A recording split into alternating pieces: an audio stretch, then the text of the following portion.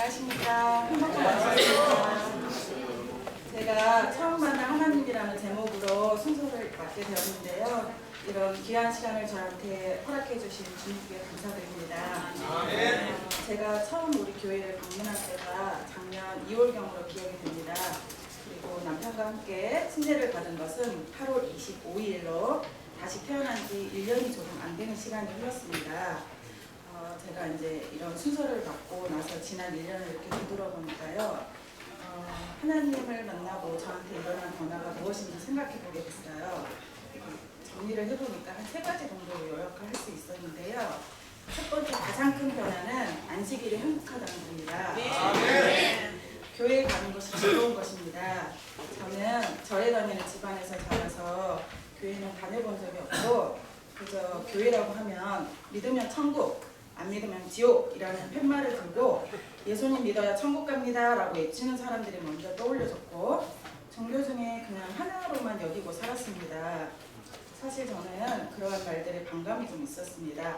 사람이 하나님이라고 하면서 믿지 않는다는 이유로 지옥불에 던져져 끝도 모르는 고통을 당해야 한다고 하고 또 하나님을 믿는다고 고백만 하면 어떤 죄를 지었다 해도 구원을 받았다고 그런 이야기들이 저한테는 이해가 되지 않고 가슴이 와닿지 않았습니다.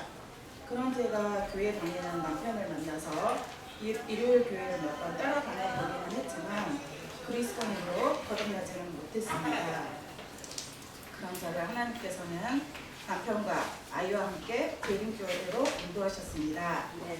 남편은 안식일 계명에 대한 의구심으로 이 교회 저 교회 다녀보며 진리를 찾기 위해서 노력하고 연구하면서 우리 교회를 직접 찾아낸 반면 저는 그런 남편의 노력으로 비교적 편안하게 재림교회를 다니게 된 것입니다. 처음 교회를 방문했을 때 낯설고 어색해서 하나님 말씀이 안 들렸습니다. 지난번 우리 교회 손님으로 방문하셨던 권경현 목사님께서 처음 교회를 방문하게 되면 오감으로 느낀다고 말씀을 하셨는데 저도 그 말씀에 공감을 합니다. 저 역시 그랬으니까요. 우리 세종 행복교회를 처음 방문했을 때 저도 분위기를 먼저 살폈습니다. 작은 구녀여서 따뜻하고 온화한 분위기가 느껴졌고 목사님께서 젊으셔서 살짝 놀랬습니다. 제가 뵌 목사님 중에 가장 젊으셨거든요. 그리고 제 눈길을 붙들었던 것은 우리 교회 자랑인 오세르 악단이었습니다.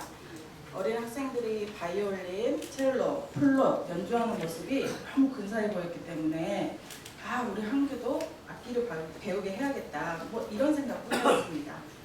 이제 돌아가는 차 안에서 남편이 예배 마치고 나서 제대로 된 교회를 찾은 것 같다고 이야기를 하기에 어렵게 찾아낸 교회인이 한 번 같이 방문하는 것은 좀 너무한 것 같고 몇 번은 더 같이 가줘야겠다 마음을 먹고 몇 번 더 출석을 하게 되었는데요.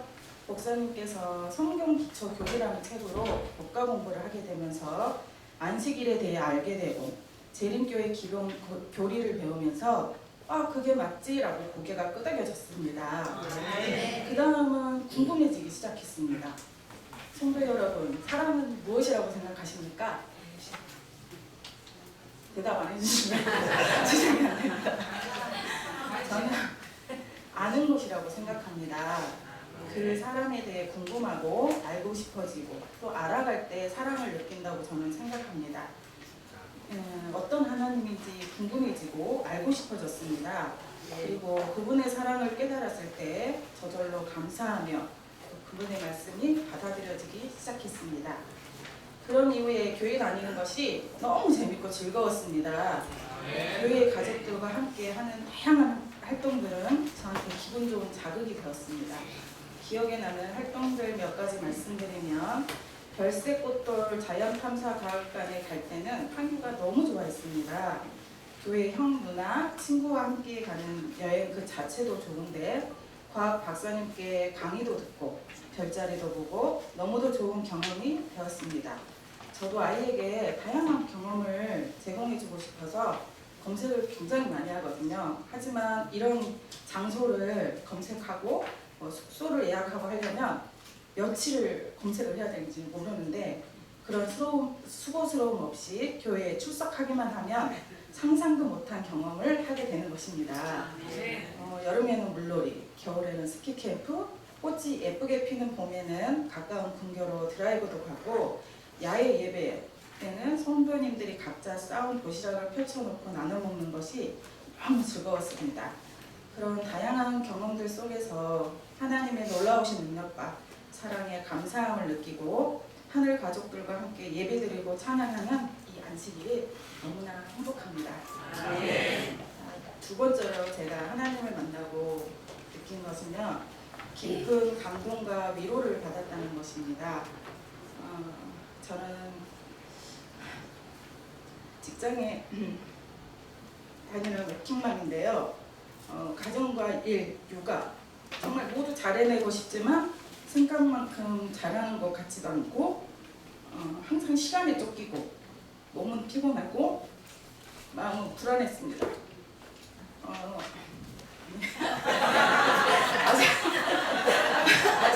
아직 여기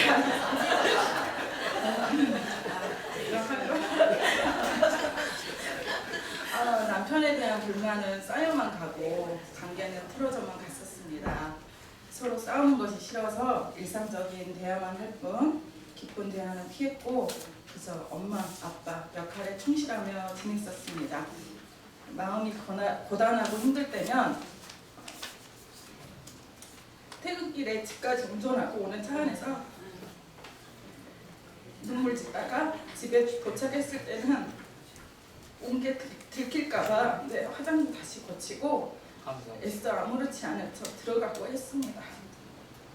그렇게 아무도 모르게 눈물을 흘린 적은 있었지만 이렇게 공개된 장소에서 울어본 적은 없었는데요. 어느 순간 교회에 오면 눈물이 났습니다. 그냥 앉아있고 피아노 반주만 들어도 눈물이 났습니다. 그 이유는 지금도 모르겠습니다. 그러면서 이제 응어리졌던 제 마음에 따뜻한 바람이 부는 듯 했습니다. 선배님들께서도 다 아시겠지만 남편 건강에 대해 이야기를 안 할 수 없는데요.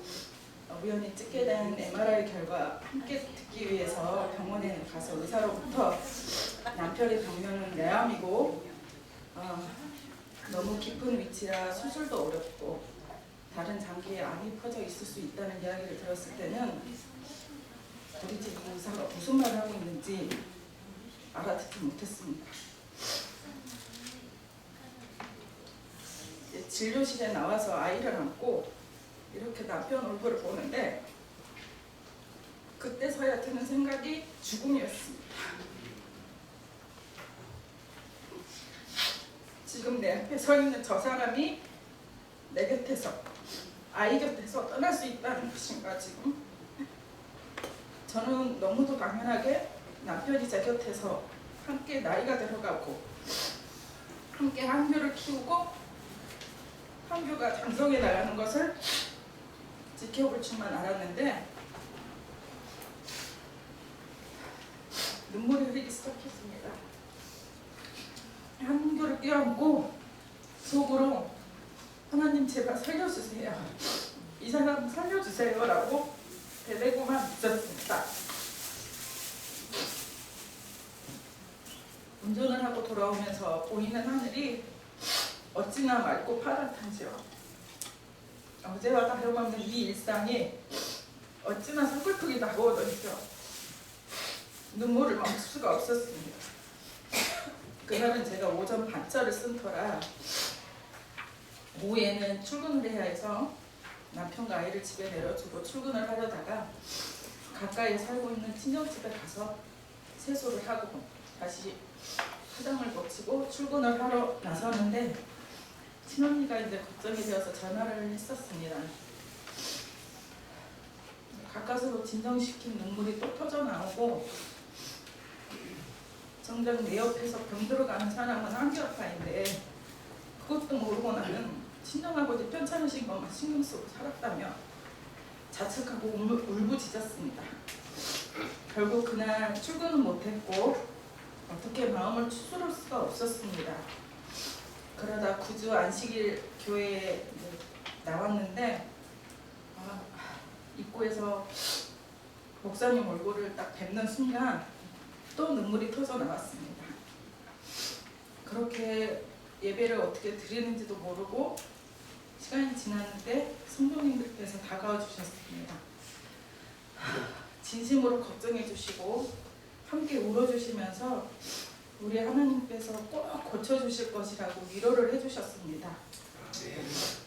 그렇게 말씀해 주시니까 정말 우리 하나님께서 낫게 해주실 것만 같은 믿음이 생기면서 저는 그날 이후로는 울지 않았습니다. 성도님들께서 잡아주시는 눈길, 손길, 같이 눈물 흘려주시는 그 눈빛, 진심 어린 걱정과 말씀에 남편과 저는 깊은 감동과 위로를 받았습니다. 결국 오진이었고 이제는 웃으며 이야기할 수 있지만 건강에 대한 각성을 다시 하게 되는 계기가 되기는 했습니다. 그리고 잠시 잊고 지냈던 사실인데요. 제가 여전히 남편을 사랑하고 있다는 사실도 깨달았습니다. 아멘. 저의 베드로전서 4장 8절로 9절 말씀을 보면 무엇보다도 열심히 서로 사랑할지니 사랑은 허다한 죄를 덮느니라. 서로 대접하기를 원망 없이 하고 각각 은혜 받은 선한 청지기 같이 서로 봉사하라라는 말씀이 있는데요.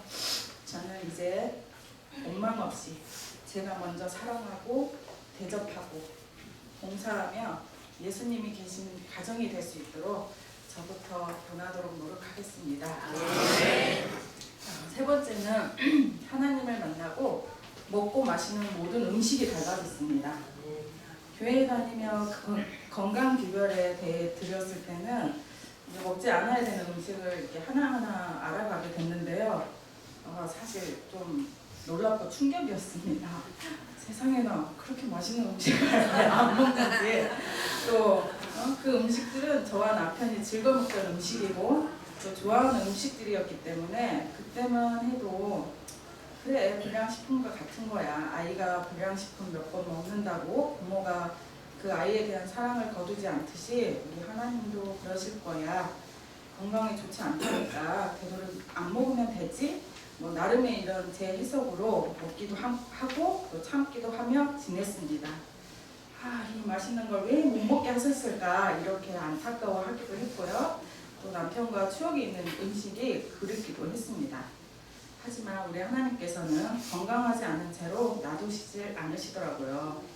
남편이 요양원에 가서 쉬고 싶다고 이야기를 해서 올해 4월에 베델 요양원에 가게 됐고 2주 만에 돌아왔는데 몸무게가 10kg 가량 빼서 돌아왔습니다.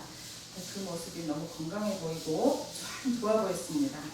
남편이 베델 요양원에 가서 경험했던 이야기들을 저한테 자꾸 전해주는데 정말 그게 일어난 일이잖아요. 기적 같고 안 믿을 수가 없더라고요. 예, 그래서 그곳에서 또 배운 자연스를 또 만들어서 저한테 먹이기도 하고요.